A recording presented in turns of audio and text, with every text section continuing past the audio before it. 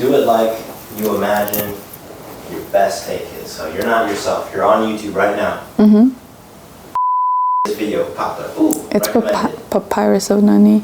Papyrus of Nani video pops up. Recommended. Ooh, I want to see who this creator is. You press play, and yeah. Hi, I'm Papyrus of Nani, and this has nothing to do with my day job. Today I'm going to talk about, of course, that's my cat Titus, and he really likes to be part of the business. So you might hear him. Today I want to talk about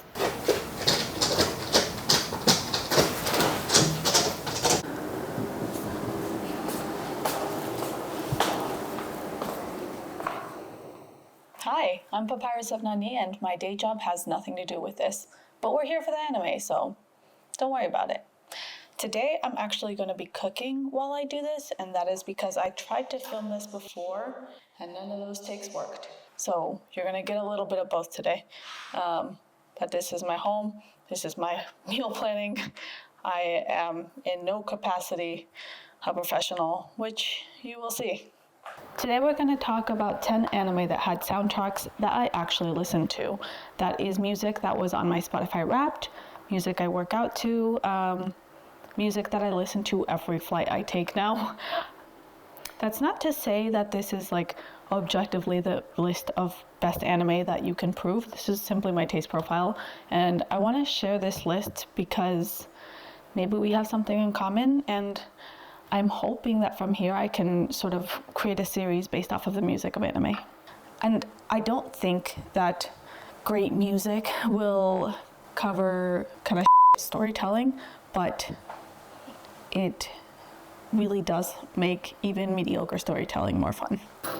We're also going to be talking about some of the collaborators that show up across these anime and other anime. I want to talk about these people because you notice that they show up across so many of the anime that win awards for their original soundtracks, and they show up several times within this list as well. I'm going to start with numbers 1, 2, and 3, and that is because they have one name in common, and that is Shinichiro Watanabe. Those shows being 1998's Cowboy Bebop, 2004's Samurai Champloo, and 2021's Sonny Boy. While Cowboy Bebop and Samurai Champloo, I think, have relative recognition within the anime sphere, I think, and this is purely based off of Trust Me Bro, that Sonny Boy sort of slid under the radar. I did specifically watch Sonny Boy knowing that Watanabe had been in the credits list, and that was important to me because I've noticed that he has a lot of power in terms of the shows that really stick with me, and the shows that I really enjoy. Watanabe's approach to a lot of his anime starts with, what is this going to sound like? What is sort of the identity of this character, of this show? What is the vibe? He has an incredible pulse for music and what is out there. And as someone who's really well attuned to music and what is in the ether, he's really good at breaking the rules, bringing something like hip-hop into a historical fiction like Samurai Champloo. And then the last thing that I sort of really think that he's good at is bringing together the teams that create this strong, really well-crafted identity and sound with every one of the shows that he works with. So Watanabe's work includes credits as a creator, series and episode director, screenplay and storyboard writer, and creative and music director. I've noticed that some of the people that were on his teams, specifically on Space Dandy, show up a lot of times as collaborators in some of the other shows of this list. So while Space Dandy is not on this list, it seems to be like a really strong place of collaboration that Watanabe pulled together. And I think in that way, Space Dandy has actually really impacted a lot of anime. So I'm going to read off a few people that were in Space Dandy, and I'll bring them back up or name sort of some of the other shows on this list. First we have Yoko Kano, who worked as who worked on Space Dandy and was a musician and in charge of theme song composition for Cowboy Bebop. Then we have producer Motoki Bukaichi, that was a producer for Space Dandy and was also a producer on Sonny Boy.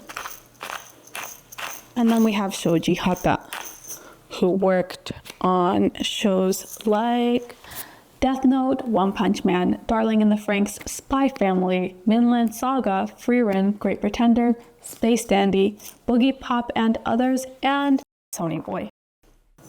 All of these are people that I sort of want to get more in depth with in future episodes. For now, I just want to bring them up and bring them sort of into the greater consciousness of anime fandoms. That is who I hope will watch this. Next, I want to talk about 2004's Bleach. There are a few different collaborators that worked on this, obviously. 45 different episode directors, given it's a long run. 20 different people under theme song arrangement, 22 different people under theme song composition, 37 different names under theme song performance.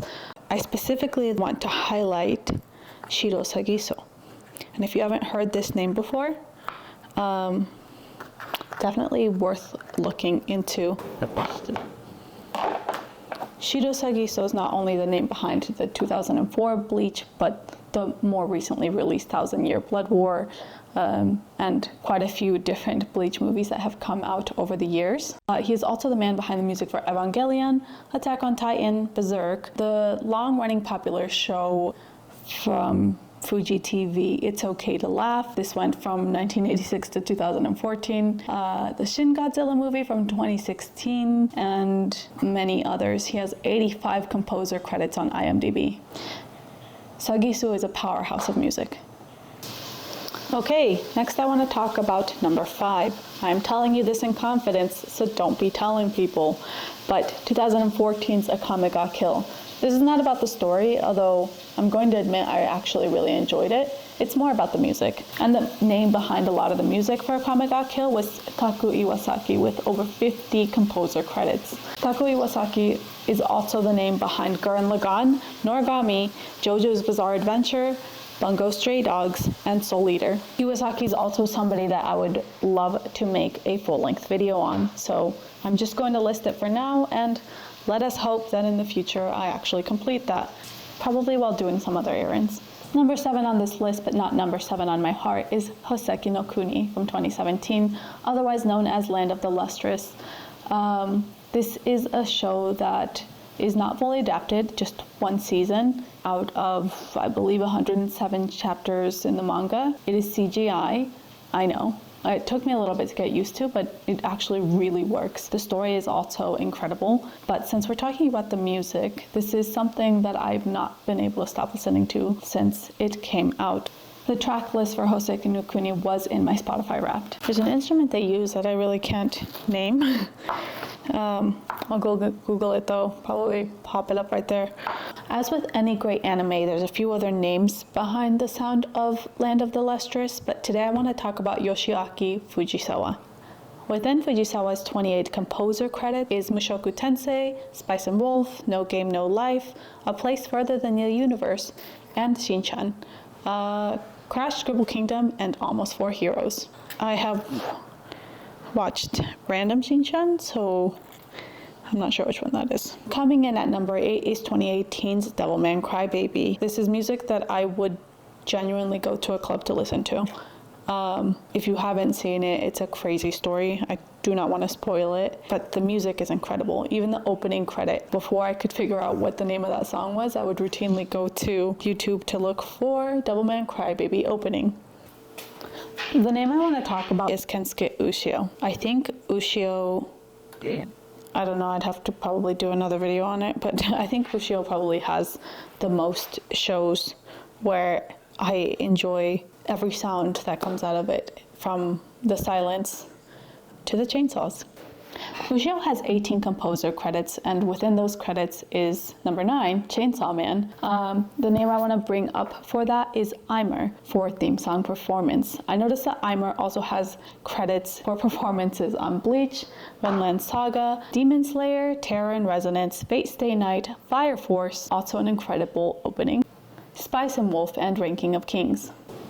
For number 6, which I missed earlier, and number 10, I want to talk about The Apothecary Diaries and Made in Abyss. Let's start with The Apothecary Diaries, which also had the sound director Shoji Hata, which we talked about earlier. The music actually has 3 powerhouses of music, but all 3 of them are a really big deal within music and anime, and I will definitely talk about them more in depth in a different video. And that would be Satoru Kosaki with almost 40 composer credits, including Beastars, Vivi Fluoride's I Song, and Tekken for the video game. Number 2, Alisa Okehazama, who has 13 composer credits, but within those, she has 2 awards for Jujutsu Kaisen and God of High School. I think most people know Jujutsu Kaisen, but if you miss God of High School, definitely give it a watch. It is a blast, and the music is really fun. Last of all, but not least, everybody knows who he is, Kevin Penkin.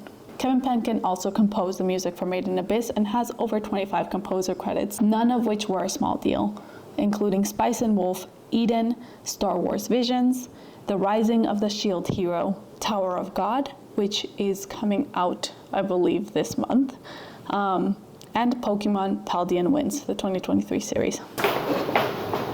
Since this is meal planning, I'm not going to be eating it tonight, but I thought I would share the fruit of our labor. Anyway, I'm hoping that a lot of the people that were listed here or not listed here get to be expanded on in future episodes, and I hope to see you there.